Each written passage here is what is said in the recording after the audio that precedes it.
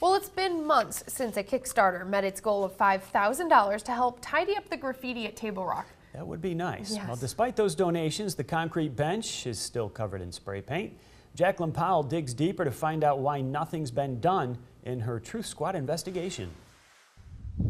Table Rock is a Boise icon for taking in fresh air and breathtaking views, but it's also become known for this. Some of it's very graphic and it shouldn't be on here. It's kind of trashy.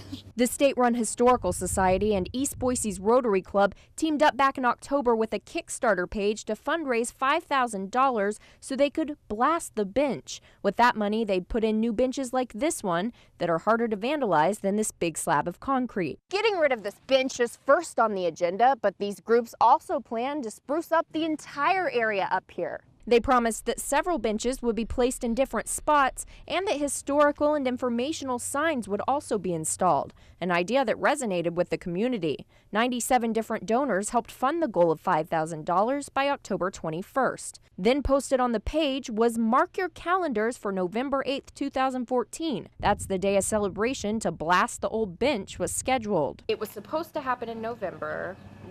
Can you tell me why it didn't happen in November?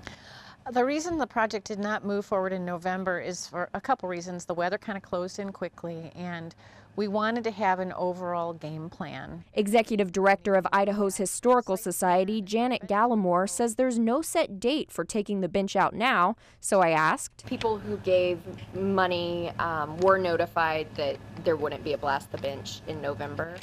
To the best of my knowledge, that was all taken care of by the Rotary. I called the Rotary for more answers and spoke with Stephen Vigrin, who's leading the cleanup efforts. He wasn't available for an on-camera interview, but did tell me that this bench wasn't knocked down because the weather turned too cold too soon in November. New benches couldn't be put in because the epoxy glue that keeps them locked to the ground needed 24 hours of weather 50 degrees or higher to set properly.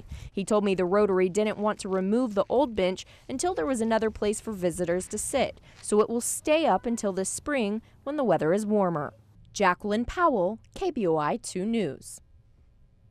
Now, since the original Kickstarter goal was met, people have continued to donate. About $13,000 has been raised so far. The Rotary Club and Historical Society say they need about $40,000 to fund the entire project. They hope to get local businesses involved to pitch in some larger donations.